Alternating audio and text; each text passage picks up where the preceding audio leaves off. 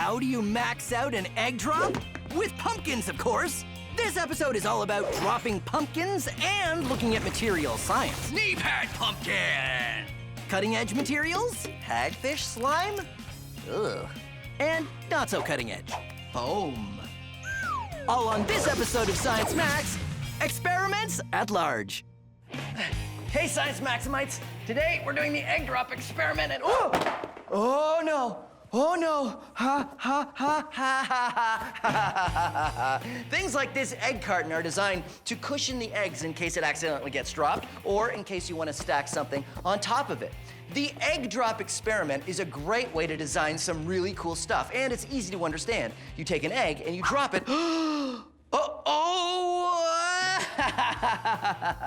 So, let's get designing our egg drop experiment. First, you're gonna need an egg.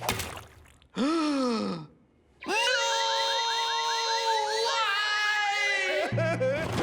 Why? Everything's fine. 1, 2.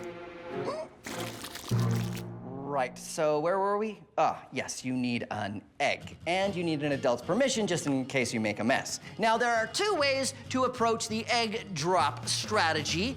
You can cushion the blow, or you can slow the descent. And there's tons of ways to do either of those things. Cushioning the blow, pretty easy. You get a whole bunch of soft stuff that the egg can fall into so it doesn't break when it hits the ground. Or slowing the descent, you do something like this parachute idea, and it slows the egg as it falls so it doesn't hit the ground with as much force.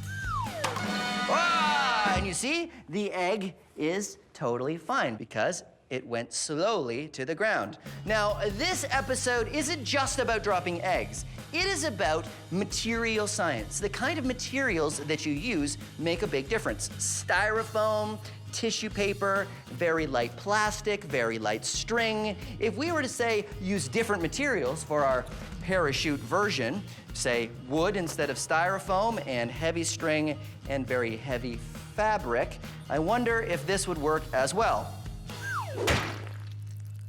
No, it doesn't. So there you go, Science Maximites.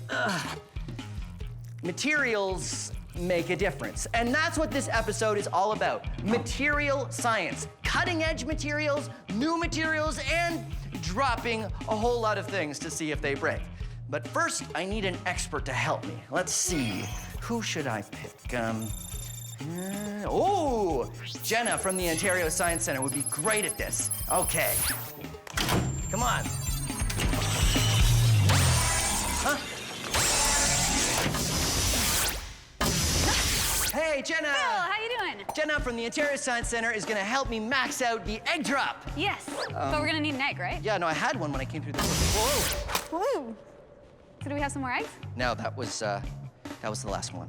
But that's okay, because I think we should max out the egg drop, so we need something larger than an egg. How about pumpkins? Pumpkins, great idea. And now we need somewhere to drop them from. Oh, I already know that. We should drop it from up there. I think we're gonna need a control group, a control pumpkin. if you A will. control group. You need that in science. Right, if we're dropping pumpkins and we have nothing to compare it to, then we can't make appropriate observations. Right, so we just drop a pumpkin straight to see what happens. Yeah. Awesome, so we'll get a whole bunch of pumpkins, Yes. and we'll start building. Yeah, let's do it.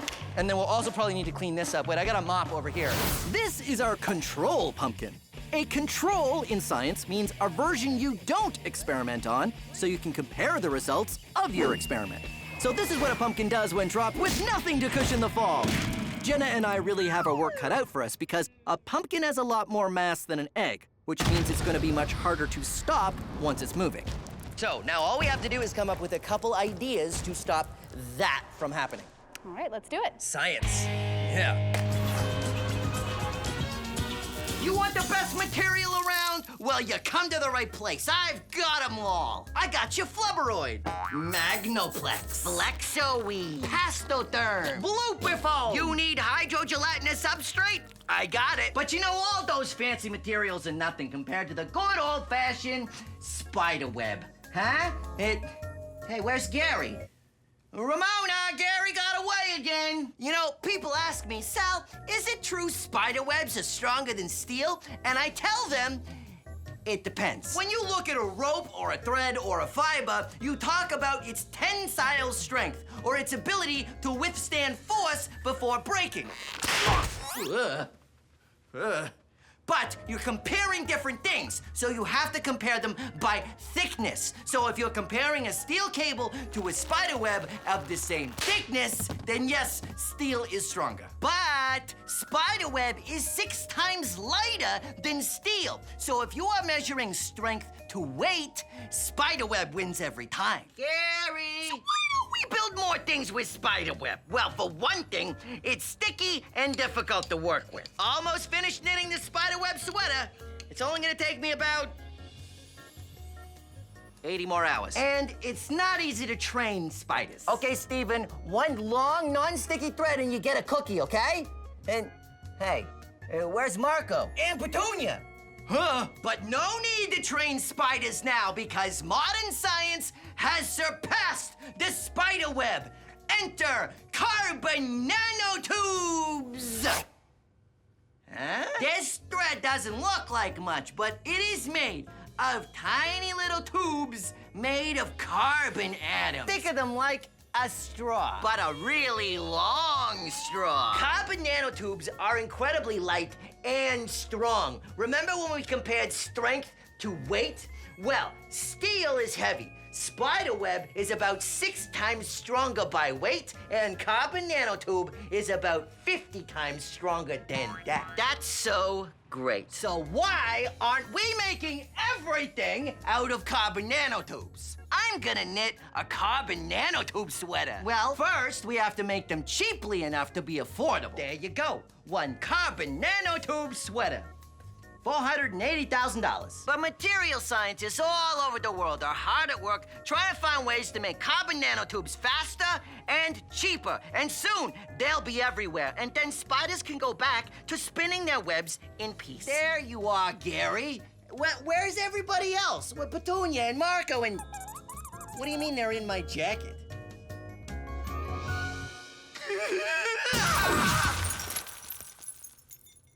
Jenna and I are coming up with solutions to the pumpkin drop. We have 3 material science strategies. Strategy 1, polymers. Something is a polymer if it's made of long chains of molecules. Everything in this category is a polymer-based solution. Rubber and elastics are polymers, so I thought, what about a trampoline?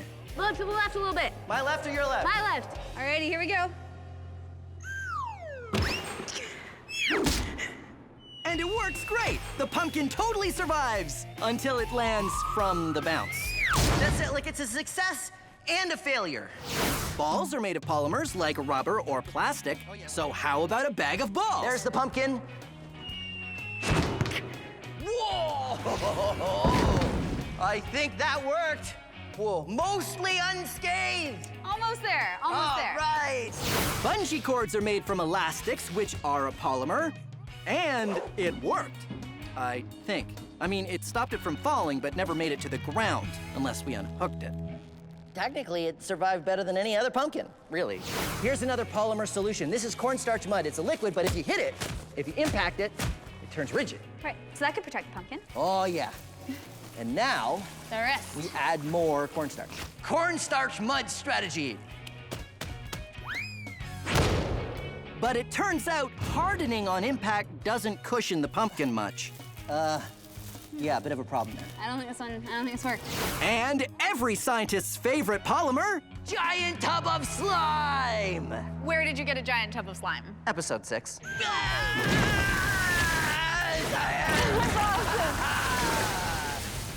right, let's check it out. Little slimy, all awesome.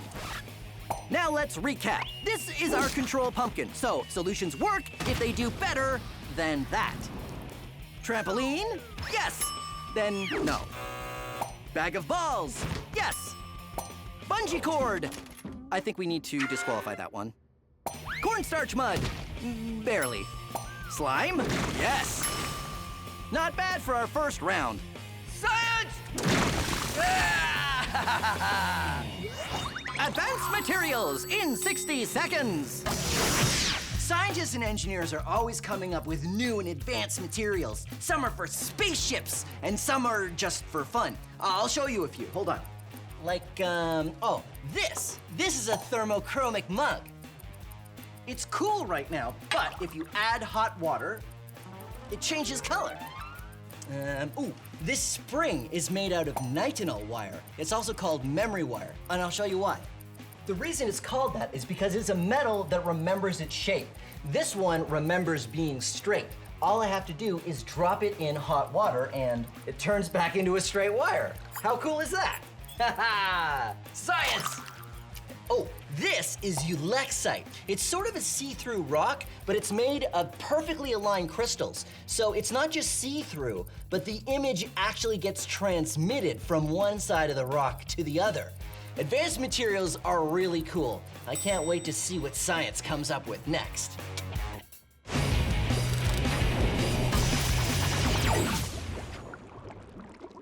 Now it is time to talk about an amazing natural polymer. It is hagfish slime? Ugh. Well, hagfish, that's probably just an unfortunate name for the fish. I'm sure the fish itself doesn't. Ugh. Okay. So, hagfish makes slime, apparently. When a hagfish is attacked by something that wants to eat it, like a shark or an eel, it secretes a tiny bit of a natural polymer. That's this little white bit right here at the end of this test tube. Now, it doesn't look like much right now, but it reacts with seawater. Watch this. Hagfish slime is very interesting to scientists because you start with just a tiny little bit and add seawater, and suddenly you have a lot of slime. Whoa. This stuff is actually pretty cool. Hagfish slime is a natural polymer. It's made just the same as the other polymers out of long chains of molecules, but it's naturally produced by a living organism. And because it's naturally produced, that means it's biodegradable. Hagfish slime. It's pretty cool after all. Ugh.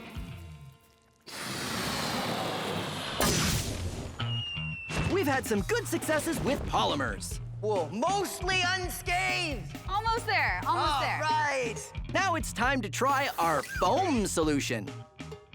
The first foam we use is fruit netting. Foam fist bump. Boom. See? That didn't feel like Didn't much at hurt. all. Which didn't seem like enough protection. Pumpkin ball. Pumpkin, actually, pumpkin sphere. Wrapping the pumpkin in a sphere of foam. Go pumpkin sphere! It worked better, but not perfectly. Uh-oh. It split right down the middle. Pumpkin cube! Phil? Yeah. Phil, what is it? Wrapping the pumpkin in a cube of foam.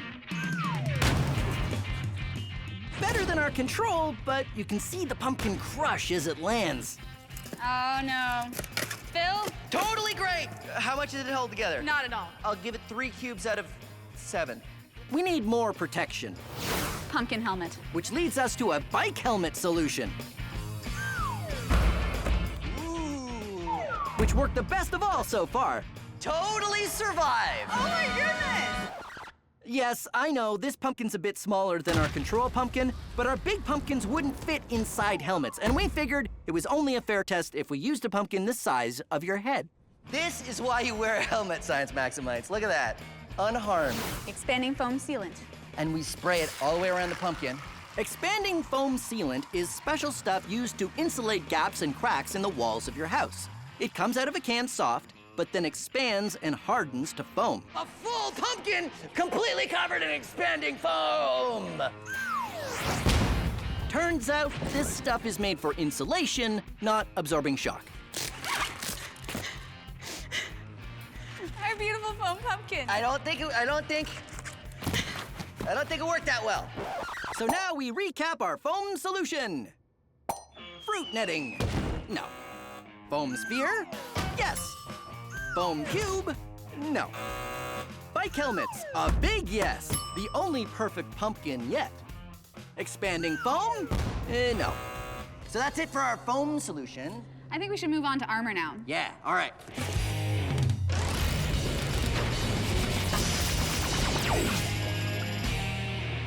Foam. Foam. Foam. How can they all be foam? Well, foam usually means something to do with bubbles. There's all kinds of solid foams out there, and they can be squishy or not squishy. And they're usually light.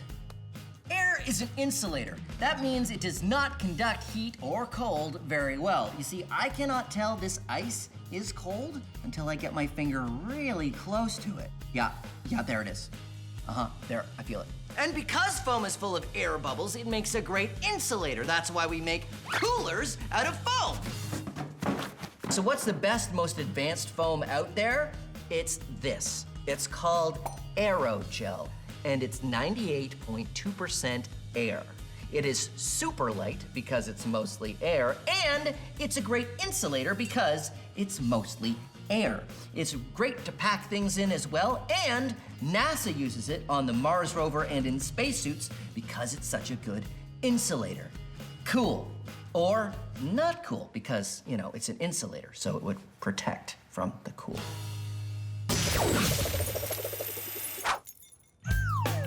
We've tried polymers. Little slimy, all awesome. We've tried foam.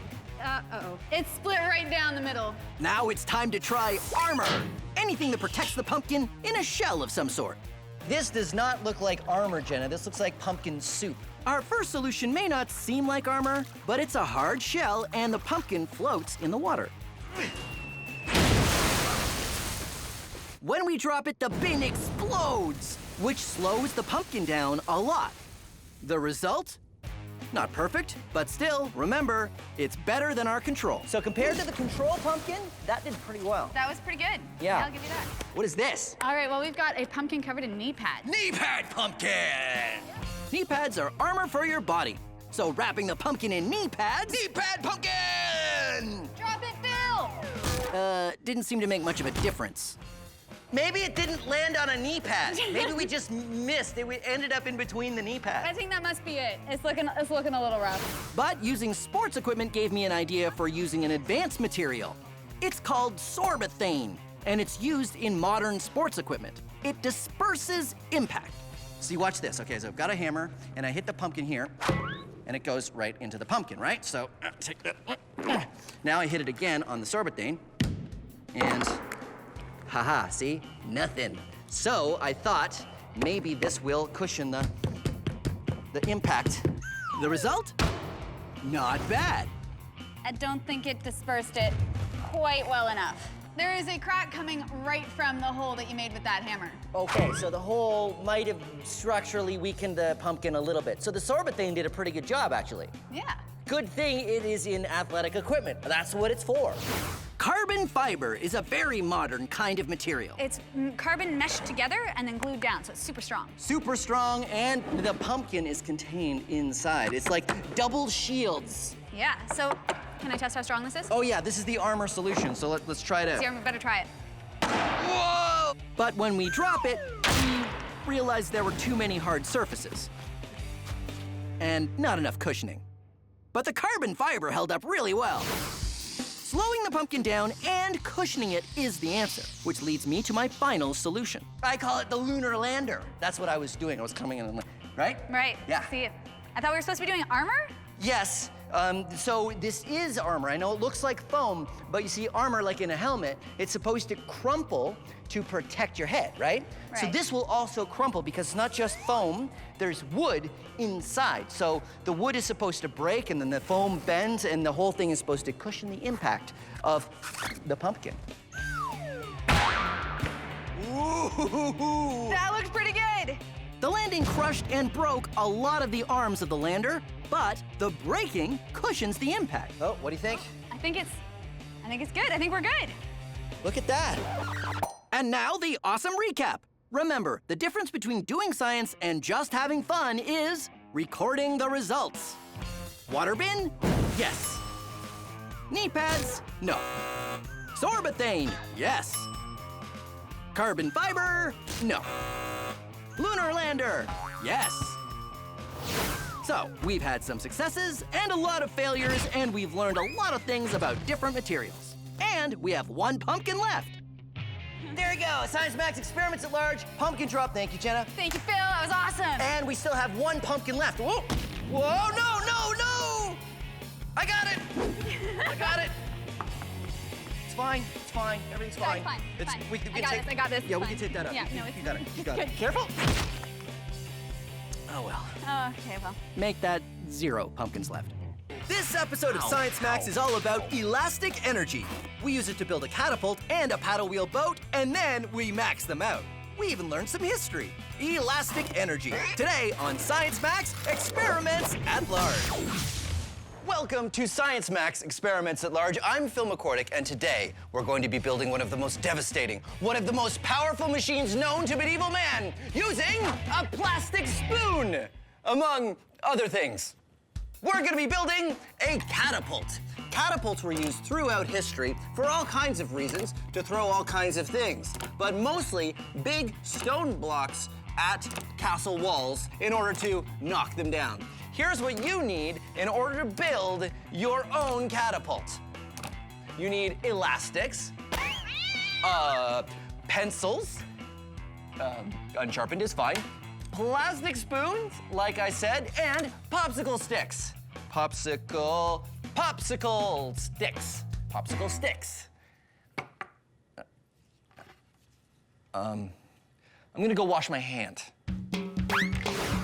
So here's the science behind what we're doing today. It's all about elastic force. Elasticity is a property of solid materials, like this elastic, and how much they tend to return to their original shape when deformed, like when I pull on it. Elastics are called elastics because they're great at doing just that. You can pull on it and pull on it and pull on it, and it'll, always return to its original shape. So we are using the power of elastic force today. Ow. Now it's time for a Science Max quiz. Elasticity is the ability for a material to return to its original shape when deformed, like this or this. Which of these materials have elasticity?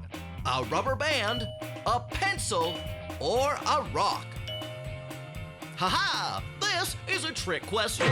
The answer is all three. Most solid materials have elasticity. Nearly everything will deform a little and still be able to return to its original shape. It all depends on how much.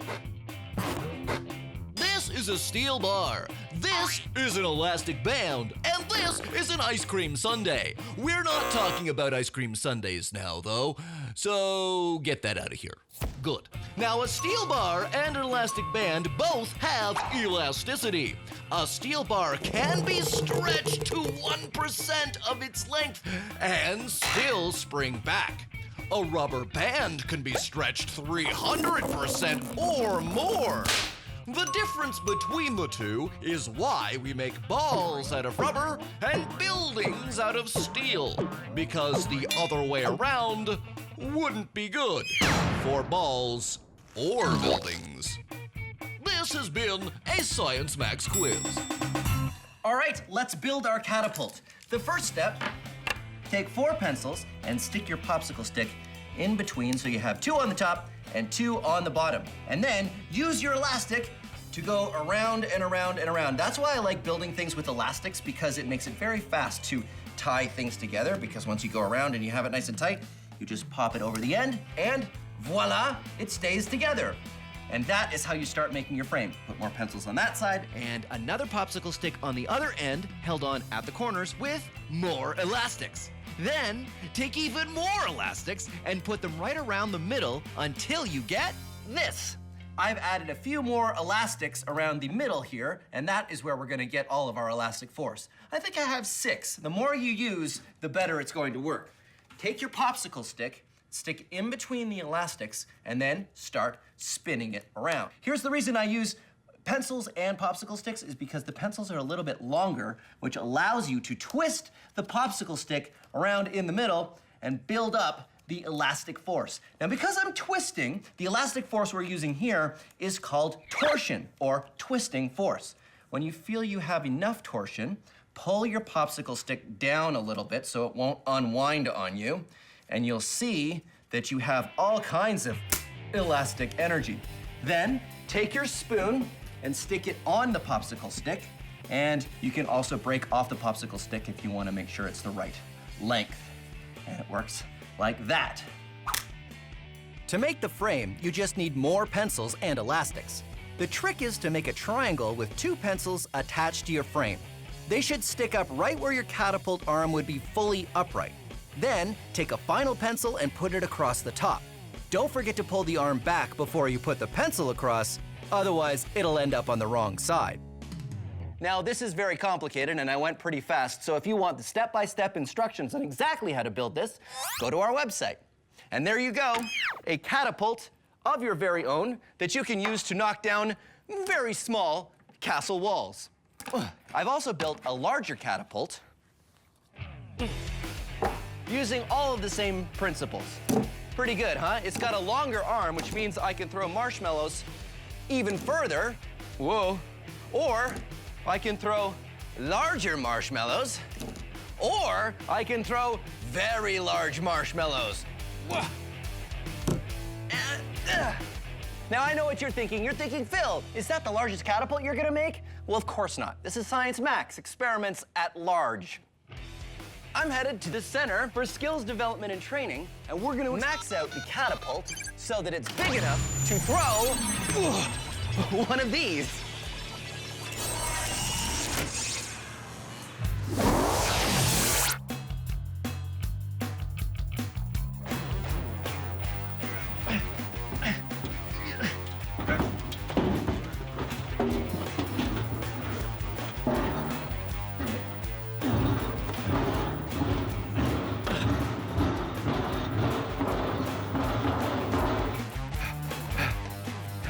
Hey, Zach. Hey, Phil. How you doing? All right.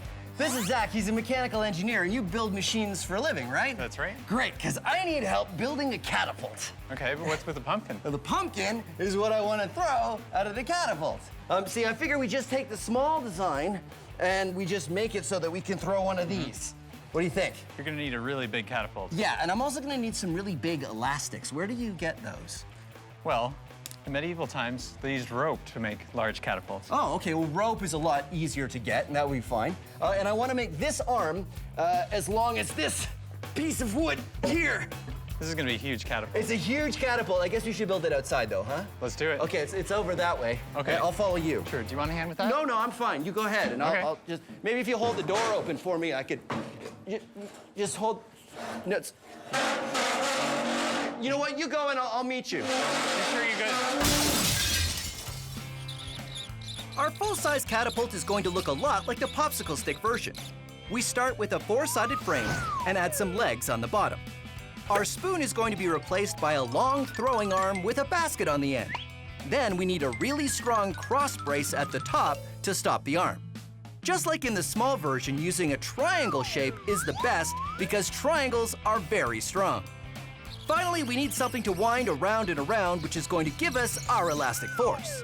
Instead of elastics, we're going to be using rope for our catapult because rope has just the right amount of elasticity. But unlike medieval times, we're going to be catapulting pumpkins. Once Zach and I got it all put together, it looked like this. Okay, we have built a catapult. Check it out. It's pretty solid, and I think it's pretty amazing. And just like in the small catapult, we have our elastic force. But this time we're using rope, right, Zach? Yes. Okay, and rope will work as well as the elastic did in the small one? Yeah. All right, great. So what do? It's really loose now. We need to wind this up so that we put some tension into it. Go! The reason a catapult works is because the rope is twisted.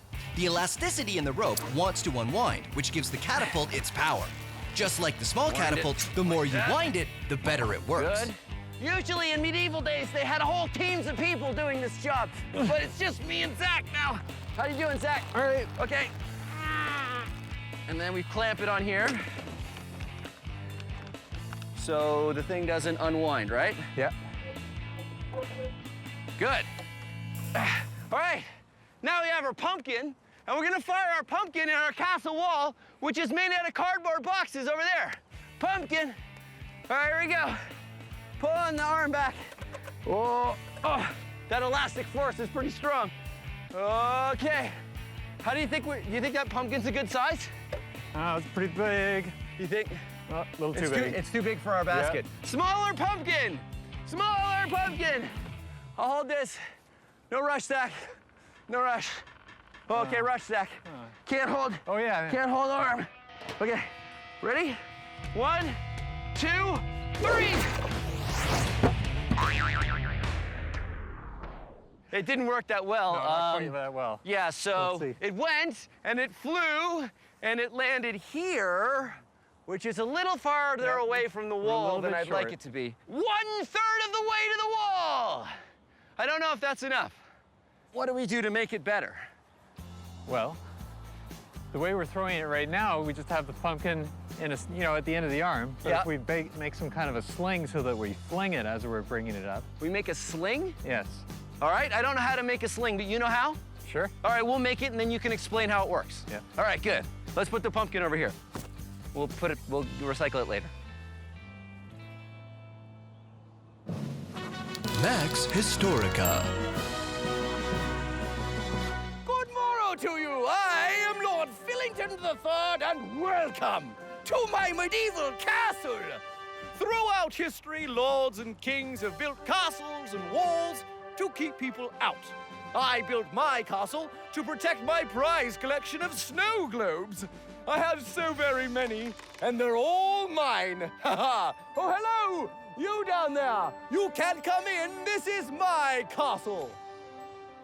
And throughout history, there have been people who've been wanting to get into those castles because Lord Fillington has been hogging all the snow globes, and I'd like to look at them. But the hard part is figuring out how to get into the castle, because I can't just come up to the wall and start hammering on it. Huh? Taste the wrath of my water balloon! Because if I get too close to the castle, he can get me. Ha ha ha ha! Fortunately, there's this thing called a catapult. Oh, fiddlesticks. They have a catapult. What you do is you put something heavy in the end here, and the catapult fires it at the walls of the castle, knocks them down, all from far enough away that the people in the castle can't get to you. Ah! Oh, I surrender! Don't knock my walls down! It'll take me all week to fix them. Oh. All right, you can have a snow globe. Oh. And that's how catapults were used in history. Oh, so beautiful. Back to our maxed out catapult. Our first design threw a pumpkin just like it was supposed to, except it only threw it 1/3 of the way to the wall. Now Zach and I are planning to outfit the catapult with a sling. The sling attaches to the end of the throwing arm and gives the pumpkin a lot more distance to travel. Because the pumpkin is traveling a longer distance in the same amount of time, it will be going faster, which will hopefully get it to the wall, or at least a lot farther than before. So we built this sling. How does this work, Zach? Well, we've got one end tied here. Yeah. And then we put the pumpkin in here. Wait. Okay, pulling arm down. Pulling arm down. Okay, yeah, now what? Now we put the pumpkin in here. Put the pumpkin in there. And then we loop this over the back of the, over that. As the throwing arm goes up, this will slide off the back of the throwing arm and it will release the pumpkin. All right, you're the expert. I believe you. Let's try it out. 3, 2, 1. Whoa! Okay, that works really well. You know what the problem is, though? We still don't have enough oomph. Yeah, it needs more power. So what do we do? I don't know if we can crank that rope anymore. I think we're at the limit of our rope power, but if we added some more elastic, I thought we weren't going to use elastic. well, we used elastics in our small demo model, so what if we use some more? We have elastics? I don't know Yeah, I if we brought have... some in here just in case. What's this? It's surgical tubing. It's like a giant elastic. Well, I guess this is elastic force. So do we twist here it we- around at the bottom there? Well, we or- just wrap it around the throwing arm like this. Oh, I see. So we tie it Yeah. here, Yeah, we just need a lot more, and then we pull this, and it would be. Oh, yeah, that would Yeah. make a lot more. So we just need a lot more of this elastic. What is this again? surgical tubing. Surgical tubing. It's like a giant elastic. Fantastic. All right. Goggles on. Goggles on. Yes. Yes.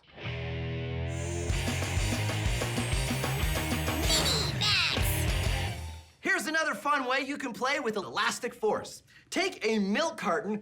I prefer Science Max milk because it's the creamiest. 2% cream, 100% science. Wrap some elastic bands around it with some popsicle sticks on the bottom, sort of like feet. Then take some clamshell packaging, which wraps just about anything you buy nowadays, and cut out a square or a rectangle. Then wrap some tape around that square with an elastic in it and put the elastic on the feet of your milk carton. Then wind it around and make sure you go backwards so your paddle wheel boat will go forwards when you put it in the water.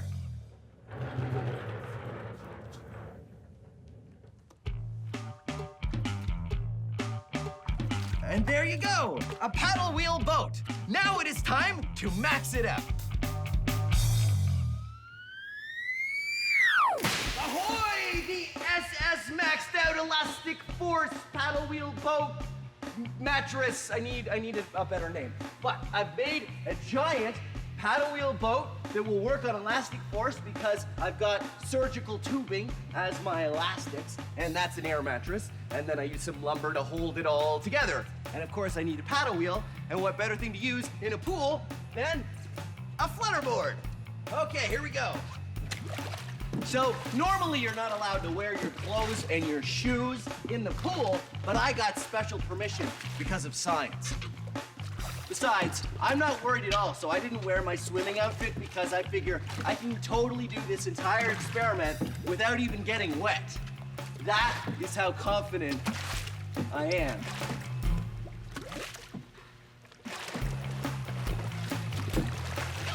All right, now the tricky part, we'll be getting onto the mattress. Okay, here we go. Ha-ha! Whoa. Ha-ha! The SS Science! Hey, SS Science, that's a great name for this. Look, it works great, and I managed to stay totally dry. Huh? Well, almost. Whoa, oh, oh. Haha, you thought I was gonna fall in the pool, but I didn't. Uh-oh. My flutterboard has stopped moving, and I'm in the middle of the pool. Almost. Yeah. Didn't think this through. No. No. No. No, that's not going to work. Maybe I'll wait.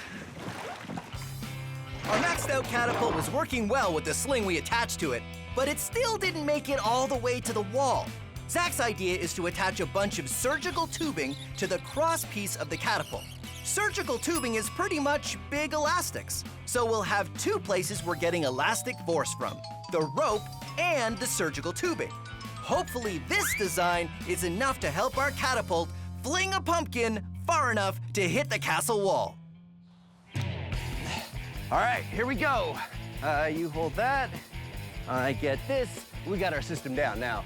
Okay. Oh. This goes up to there.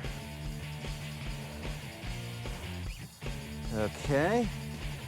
Okay. 3, 2, 1. Nope.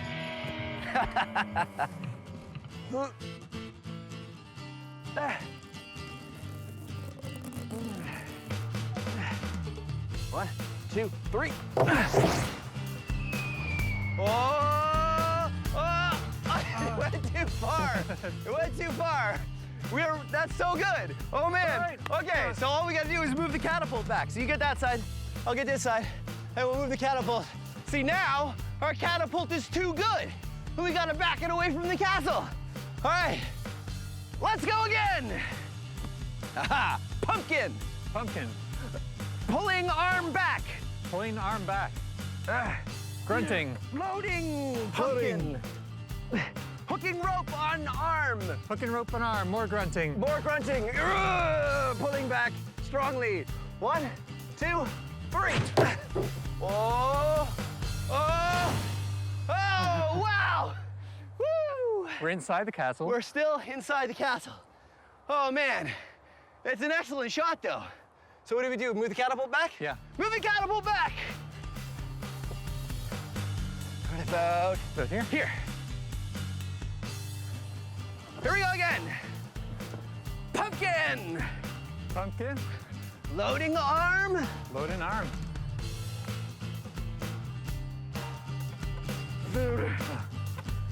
All right, you ready?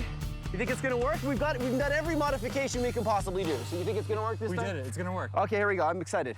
All right, ready? Ready. 1, 2, 3. Whoa! Yeah! Woohoo! High fives! Well, there you have it. Awesome job. Now we need to throw fingers to see who gets to rebuild the castle. Okay? 1, 2, 3. Oh, thanks very much for joining us. Let's take a break. I'll rebuild the castle. You see, this is exactly how catapults used to work. They'd hit the same part of the wall over and over until they made a big hole, and that would weaken the wall. Fortunately for me, it's really easy to fix. Just put this right in here. Oh, man. This episode is all about mechanical advantage. No longer will I suffer the weakness of human muscles. Using the power of science to hurl pumpkins, pull cars, lift wheelbarrows, and, go back in time? A trebuchet! A what? Trebuchet! All on this episode of Science Max Experiments at Large.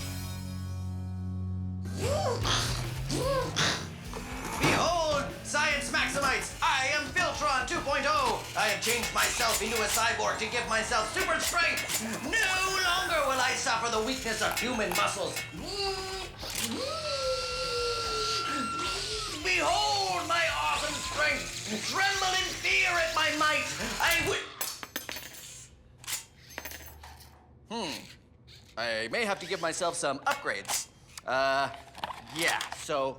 Okay, maybe I'll just give myself super strength the old-fashioned way, using the power of science! Today is all about mechanical advantage, like this fulcrum and this lever, transferring a lot of force over a short distance or a little bit of force over a long distance, and vice versa. We are going to be building a trebuchet. A trebuchet. So a trebuchet looks a lot like a catapult, but a catapult uses elastic force to throw something, and a trebuchet uses the good old lever. There's a lot of weight on the short end of the lever, and on the other side of the pivot is the long end, and we've got a sling here with a marble in it, and we put that down here on the ground, and then we let it go, and whoosh, whoosh, it throws the marble. To build your trebuchet, here's what you need. Something to be your lever, like a pencil. Something to be your weight. I used batteries. You'll need to make a frame, and I use craft sticks and cardboard for that. A way for it to pivot, like a straw and a shish kebab skewer. Then you'll want a sling, which is a rope, and something to hold your projectile, like plastic netting. Finally, something to hold it all together, like glue. Get your craft sticks, make some triangles with one craft stick sticking up. Then get your craft sticks and make a base which you will put on with your cardboard like that. Now you'll also probably want to make some extra supports that go off the bottom there like that. Then get your pencil and cut a piece of straw so that you can see right through it, and you can get a shish kebab skewer and you stick it through the straw like that, and that's your pivot point, your fulcrum for your lever. What you want to do is put your weights, I've used some batteries, you can use anything that's heavy, on the short end of the lever. That's important because a lot of weight here translates to a little bit of weight going a lot faster on the other end. So, a lot of weight on the short end, and then on the long end of the pencil where the eraser is, you want to take a toothpick and stick it into the top of the eraser and then cut it off so it's just like that. That creates a little hook that you put the loop of your string net on so that when it gets flipped around, the loop comes off and then throws your projectile that way. And then of course you need something that you want to fire. I like to use marbles, but gumdrops work pretty well because they're nice and soft. And you put it in and you pull it all the way down, all the way so it's actually resting on the cardboard like this. and then you let it go. And it fires. And there you go, a trebuchet. Now, if you want to research how to build one of these yourself, it is called a trebuchet. Haha, trebuchet. Wait, I can make it come up, but I can't make it go away. I don't know why that works like that. Anyway. So we need to max out the trebuchet. Let's see, I need an expert. Oh, Chris. Chris from Logix Academy has a trebuchet. Maybe we can use that one to figure out how we can max it out. And of course, because it's a trebuchet and it's maxed out, we want to fire something, so I thought we would fire, pumpkins. Let's go. Good luck, little pumpkin.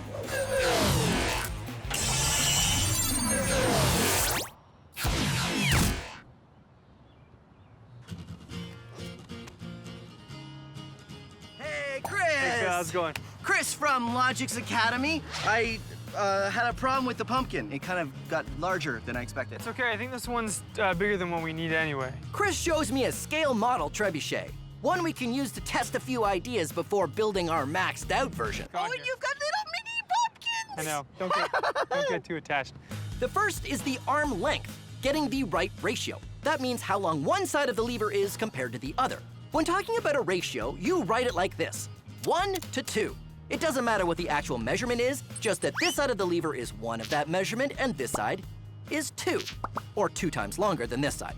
And it turns out a 1 to 2 ratio arm wasn't great. Well, that could be better. It could be better. So we tried a 1 to 6 ratio arm. The 1 to 6 arm threw the pumpkin further, but not a lot further. Better, definitely better. Better? Then we tried a 1 to 4. Turns out 1 to 4 is the best arm ratio. Whoa! That's pretty good. Chris also had an idea about hanging the weights. Because as you see here, these go straight down. And going straight down actually makes this spin even faster. So when we do the big one, we should hang the weights off the end and not attach them to the end. That's right, and that'll give you some extra distance. Excellent. Let's fire this last one. Okay, 3, 2, 1. Whoa! Pretty good. Yeah. Okay, I wonder when we make the big one, do you think we can get it through the goalposts? Oh yeah, I think we can do that. All right, let's try it. All right.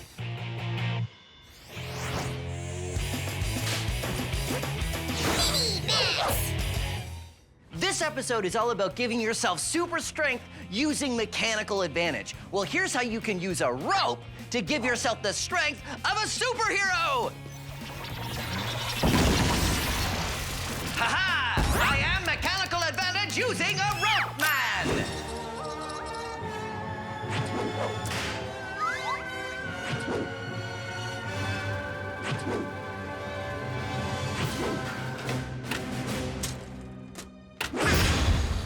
To gain mechanical advantage using a rope, you need 3 things. First thing, a rope. I mean, obviously, that's a given, right? You know you need a rope. Okay, good. Then you need something to pull and something that will not move. What you do is you tie your rope to the thing that you want to pull. Then you tie the other end of the rope, you guessed it, to the thing that won't move.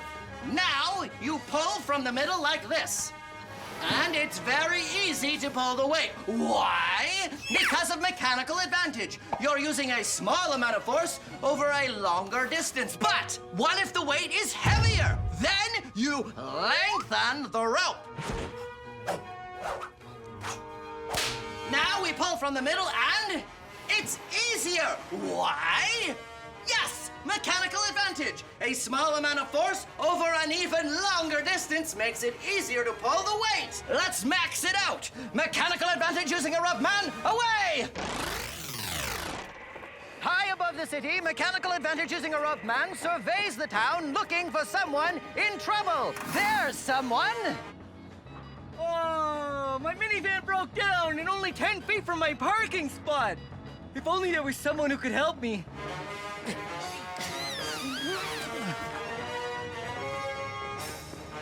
I'll help you. Mechanical advantage using a rope, man. I'm saved. Maybe you should try giving yourself some mechanical advantage using the rope. Mechanical advantage using the rope, man. Yes. Well, I was coming to that. So I have this really long rope, and I tie one end to something that's not going to move, like a tree. Or a steel coil, if you happen to have one. And then I take the other end, and I run all the way back, and I attach this end to the van. I call her Bessie. Then I go to the middle of the rope, and I pull on it sideways like this, giving myself a huge amount of mechanical advantage. Oh, it's working! It's working! Pulling. Mechanical advantage using a rope, man! You're doing it!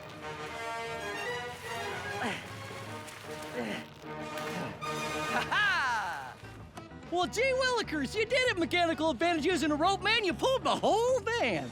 And that's how you can use a rope to give yourself super strength. I am mechanical advantage using a rope, man.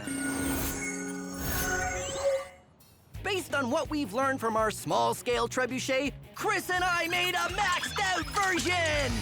All right. This, I think, Wow. is as big as we could possibly be expected to build this. This is huge. We have the length of our arm, which Right. is important. Yes, and we've got to add weight here, so Yeah. we're gonna like loop this in. Whoa! Oh, I guess that's because I took the weight off. Yeah. So, the arm is 4 times longer on this side of the lever Right. than on that side of the lever. Right. So this arm goes 4 times faster than that side, But but we're gonna need a lot of weight. like our small version, we needed to hang weights on the back of our trebuchet. So I got a rope and put some weights on. But because our new version is so maxed out, we need a lot of weight, which I needed to get on a rope and drag it over. Okay, what's there? And I needed to lift it onto the arm. I needed to lift it onto the arm. I lift it. You know, maybe we should do this together. And Okay, you take one end. and we lifted it.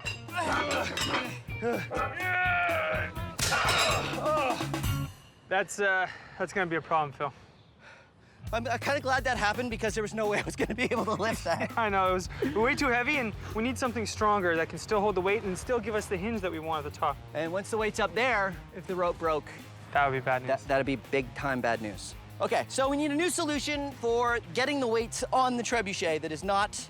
Not rope. We need something Not rope. stronger, and hopefully that still has the hinge on it up here. Maybe we have some sort of bar system that we could hang. Yeah, I'm thinking metal. Yeah, metal, definitely metal. Definitely metal. Metal is better than rope I think so. for holding a whole bunch of weight. Okay, let's get that done. Let's do it. All right, I got some metal over in the shop over here. Okay.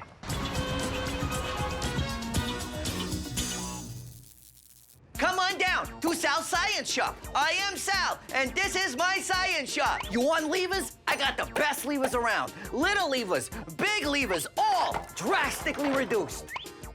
If you can find a lever anywhere else for less, then you gotta tell me, because I didn't know anybody else was selling them. Come on down to Sal's Science Shop, your one-stop shop for science. Hey, you want some levers? Well, boom, have I got levers. What class would you like? What's that? You didn't know that levers have different classes? Well, there are 3 different classes of levers. First class, business class, and coach. No, first class, second class, third class. It's pretty straightforward. And what do we need when we have a lever? We need a load, we need a fulcrum, and we need a lever. Ha-ha! First class lever. The fanciest of levers. You got your load on this end, you got your fulcrum right here underneath, and then you put some effort into this end, and wow! Look how easy that is. Ha-ha! First class. What kind of thing works like that? Oh, I don't know. How about this trebuchet you've been spending all this time watching? First class lever right there in front of you. Second class lever. Look, there's a load right here in the middle. The fulcrum's on this end, and you put your effort into this end, and you lift it, and look, it's a second class lever. Huh?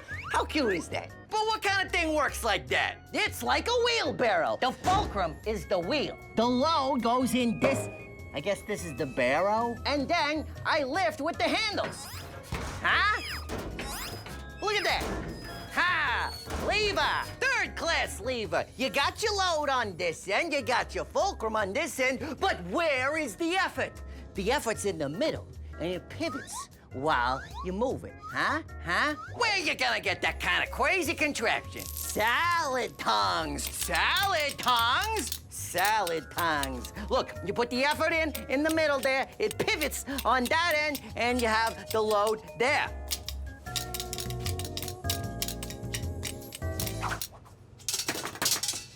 And there you go. First class, second class, and third class levers. Whatever your mood, we've got the levers for you. Chris and I had some trouble getting the weights on our maxed out trebuchet. That's gonna be a problem, Phil. So we had to come up with a new system. A metal bar that pivots on the bottom of the lever arm. It's got lots of spots for weights, and we could lift the weights one at a time to attach them all. We start out with 255 pounds. How many kilograms is that? 113.3 continued.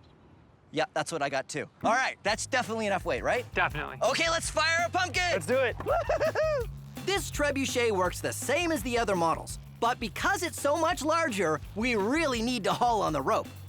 We attach the arm to a quick release, which allows us to hold it in place until we're ready to fire.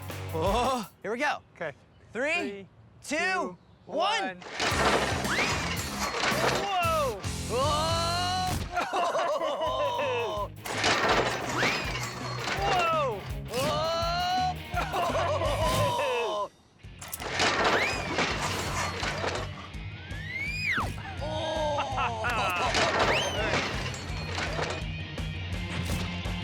We launched a bunch of the same size pumpkins and got a pretty good idea of how far we were throwing them. Oh! Wow. Okay, you know what? We should leave this here so that we know how far that last pumpkin went. And then try to beat it. And then we try to beat it. We haven't gotten through the goalposts. It seemed to handle the more weight pretty well. I think we can add even more. What do you think? I think we should add all of the weight. This Okay. is science max. This is not like science minimum. Let's max it out. We maybe. totally maxed it out. Okay, all the weight. All All the weight. All the weight. Max Historica. Good morrow to you. I am Lord Fillington IV, and welcome to my medieval castle. My father, Lord Fillington III, had his castle besieged by catapults, and he had to share his prized collection of snow globes. Well, I, Lord Fillington IV, have made a few improvements. First was forgetting about snow globes. Those are so last season. I collect limited edition Science Maximals stuffed toys. And I've collected them all, and I'll never share. Hello? That Lord Fillington has been hogging all the limited edition Science Maximals, and he won't even trade. I mean, look, I've got 3 floofers, and all I need is a Fricto. But he won't trade. Surely you can trade. Never. I have all the Frictos, and I'll never trade. That's it. Time to build it. Oh, you're gonna build a catapult and knock my castle walls down? Well, I've learned a thing or two from my father. I, too, have catapults. Release! Fortunately, we've got a new invention of our own, a trebuchet. Oh, fiddlesticks. They have a duck pate. Trebuchet. A what? A Mother's Day? A Hudson's Bay? A Cabernet? I can't hear you. You've got to come closer. Release!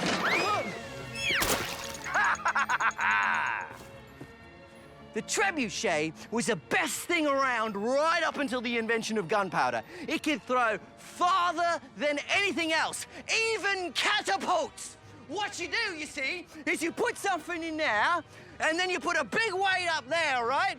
And this goes down, that flies around and flies over the castle walls, all from far enough away where he can't get me with his catapults.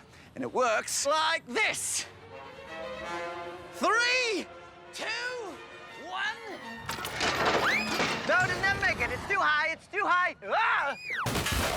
All right, I give up. I'll trade. Oh, that's quite nice. I like that. Oh. And that's how trebuchets were used in history. Sort of. Our giant trebuchet launched a pumpkin pretty far.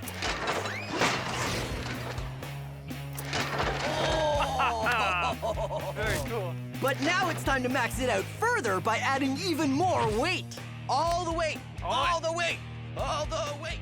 So we increase the weight to 425 pounds. That's a lot of weight. Okay, are we ready? I think so. I can't wait to see what this thing does. I can't wait to see how heavy it is to pull. Turns out pulling that much weight using our rope was really tough, even with the mechanical advantage of our lever. There we go. We found another pumpkin of the same size, but then we started having another problem. 3, 2, 1, go! Whoa! Look at how high it is! What? Whoa! Go! Whoa! What? Whoa! So, I think we're going a little too high. Yes. It was almost straight up. How far the pumpkin goes all comes down to when the rope slips off the pin at the end. If the rope slips off too early, the pumpkin goes up and not very far. Too late and the pumpkin goes straight, which means it'd hit the ground sooner and doesn't go as far. A 45-degree angle is just right. And how do you adjust it? By simply bending the pin. 3, 2, 1. Whoa! That was great. Great. That went way farther than 60. We should have had another sign. I don't even know how far that went. Yeah, there you go. Science Max, experiments at large, Trebuchet. So, one of us has to clean up the pumpkins and the other one has to put the Trebuchet away. Right. Pumpkins!